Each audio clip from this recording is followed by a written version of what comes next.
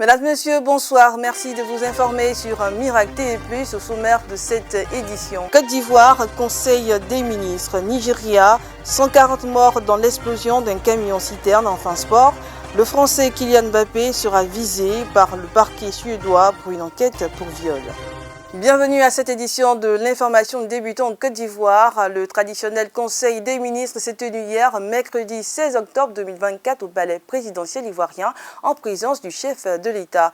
Parmi les décisions importantes qui ont été prises, il a été question de la commercialisation et de l'exportation illicite des produits agricoles. Délocalisé depuis plusieurs mois à la salle des pas perdus, le Conseil des ministres reprend ses droits dans la pièce qui lui est dédiée au palais de la présidence de la République depuis 1961. Le chef de l'État et ses ministres retrouvent des locaux relookés après des travaux de rénovation qu'a connu le bâtiment principal du palais présidentiel.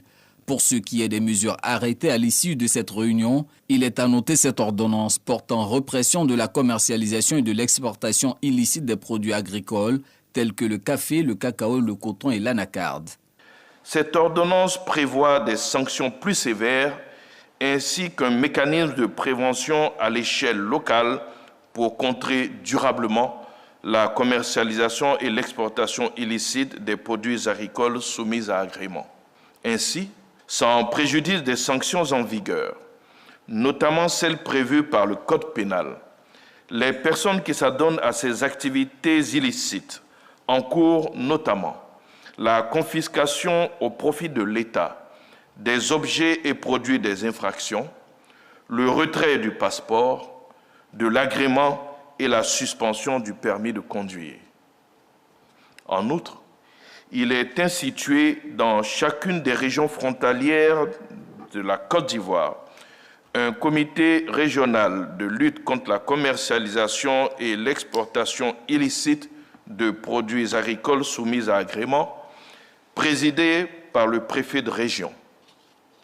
Ces comités régionaux sont chargés de sensibiliser les populations, de veiller au renforcement des capacités opérationnelles des éléments dédiés et de réprimer ces actes illicites en liaison avec les juridictions compétentes. Engagé à traquer les faussaires de l'économie ivoirienne, l'État porte aussi son attention sur la situation des personnes incarcérées. Un projet de loi adopté lors de ce Conseil des ministres concerne la création de l'Observatoire national de la détention qui aura pour mission de prévenir la torture et autres traitements inhumains dégradants.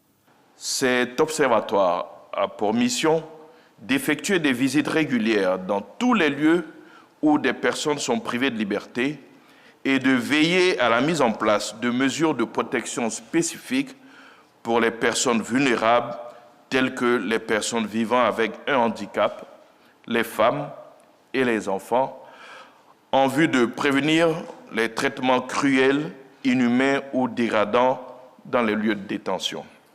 Autre mesure phare concernant cette fois le secteur de la santé, ce décret portant recrutement et définition du statut des internes en odontostomatologie de Côte d'Ivoire. Ce décret institue, en complément de l'internat en médecine et en pharmacie, l'internat en odontostomatologie ou en chirurgie dentaire. L'internat d'odontostomatologie contribuera à préparer les étudiants à une carrière universitaire dans les spécialités liées au domaine de l'odontologie, mais également à apporter un appui au système de santé en ressources humaines de qualité par leur présence et intervention dans les hôpitaux publics, les établissements hospitaliers et les instituts spécialisés du pays. Les internes seront recrutés par voie de concours, organisés conjointement par les ministères en charge de la santé et de l'enseignement supérieur, selon les besoins du système de santé. Soucieux de l'amélioration des conditions de travail, le gouvernement vient d'adopter 5 décrets portant entre autres sur la durée du travail, la durée de la période d'essai, la situation des délégués syndicaux et les obligations des employeurs. En application du Code du travail et des recommandations de l'Organisation internationale du travail, ces différents décrets concourent à la promotion du travail décent, à savoir un emploi qualifié, offrant un salaire équitable, une protection sociale et des conditions de travail sûres. À cet effet, ils actualisent respectivement le dispositif existant sur la durée du travail et la période d'essai, réorganisent les modalités d'exercice des fonctions de délégué du personnel et de délégué syndical et insistent sur les obligations de l'employeur relativement à la santé, à la sécurité et à la dignité du travailleur. Une annonce pour clore ce conseil, c'est la désignation du ministre délégué Wottabuna Ouattara en qualité d'administrateur de la Côte d'Ivoire pour le nouveau groupe Afrique du FMI, Fonds monétaire international. Un choix motivé par la riche expérience de diplomates et d'économistes, spécialistes des questions d'intégration sous-régionale. Wottabuna Ouattara débutera sa mission à Washington dès le 1er novembre prochain. Hier mercredi, un événement tragique s'est produit au Nigeria. Plus de 140 personnes, dont des enfants, ont été tuées avec des dizaines de blessés dans le pays. Après qu'un camion-citerne d'essence renversé ait explosé pendant que les victimes tentaient de récupérer le carburant qui s'écoulait du véhicule. Une tragédie qui affecte la population nigériane. Encore sous le choc, les habitants de Lagos ont réagi mercredi à la mort des personnes qui ramassaient du carburant dans un camion-citerne renversé. Je blâme à la fois le peuple et le gouvernement. Car si le gouvernement faisait ce qu'il fallait pour s'assurer que le bien-être des citoyens est sa priorité, tout cela n'arriverait pas. Mais lorsque les gens regardent autour d'eux et voient qu'il y a la faim partout, la pauvreté partout, les gens cherchent ce qui peut les aider et ils ne voient pas les conséquences de ce qu'ils font. Plus de 140 personnes, dont des enfants, ont été tuées, des dizaines d'autres blessées après qu'un camion-citerne renversé a explosé en flammes alors qu'elles essayaient de récupérer du carburant. Aucune personne sensée ne se déplacerait pour ramasser du carburant si elle n'avait pas faim. Lorsque vous voyagez au Nigeria, ce que vous voyez, c'est la faim. Et lorsque les gens ont faim, ils sont désespérés. Je vois le désespoir sur le visage du Nigérian moyen. Les gens vivent dans la misère. Ils se couchent sans manger. Je pense que nous devons faire mieux en tant que communauté. Nous devons faire mieux en tant que nation.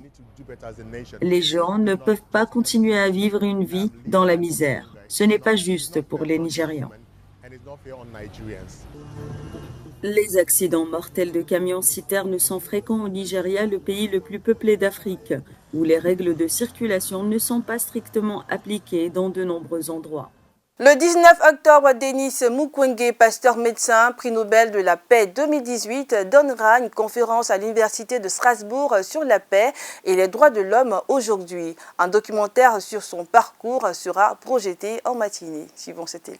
Le pasteur congolais Denis Mukwege, chirurgien gynécologue et militant des droits de l'homme, sera en visite à Strasbourg le 19 octobre. À cette occasion, il donnera une conférence publique à l'université sur le thème « Paix et droits humains aujourd'hui, est-ce possible ?»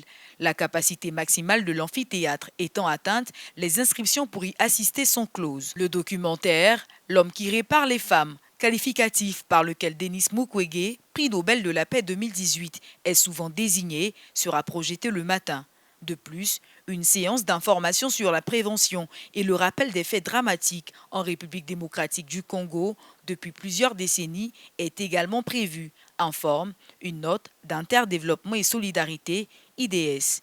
L'ONG alsacienne porte le projet en collaboration avec l'Université de Strasbourg et les collectivités territoriales. Dans les années 1990, Denis Mukwege, après avoir frôlé la mort dans le massacre d'un hôpital dont il était le directeur, fonde l'hôpital Panzi à Bukavu, dans l'est du pays, une région où le viol collectif est utilisé comme une arme de guerre.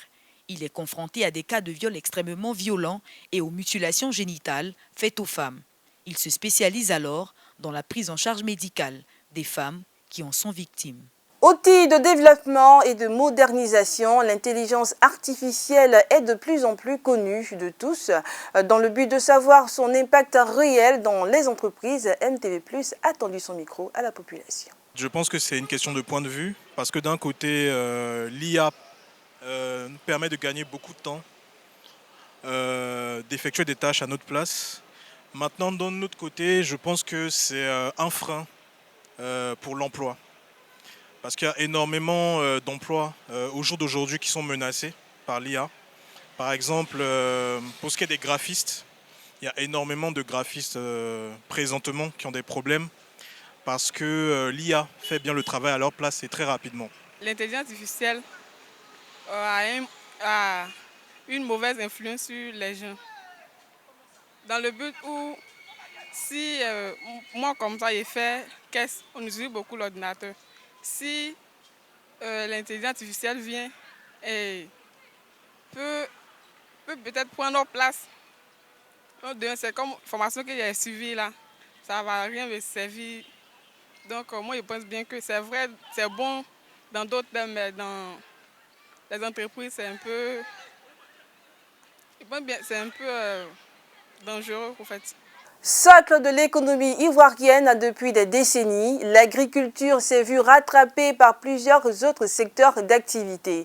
Cependant, quel niveau dans l'économie ivoirienne se situe-t-elle à ce jour? Le micro de Miracle TV+ a été tendu à la population ivoirienne pour répondre à cette question. L'agriculture reste le secteur clé de l'économie ivoirienne parce qu'on n'a pas encore atteint l'autosuffisance alimentaire dans notre pays. Donc il va falloir mettre des moyens pour pouvoir atteindre cela.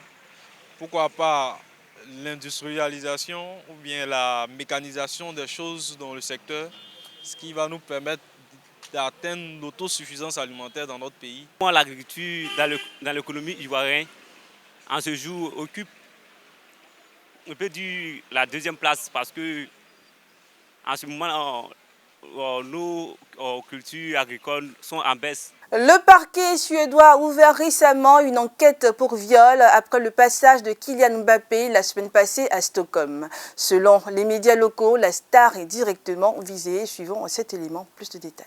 Le parquet suédois a confirmé mardi mener une enquête pour viol après le passage de Kylian Mbappé et de son entourage la semaine passée à Stockholm, sans cependant citer de nom. Selon les médias suédois, la star est au cœur des investigations.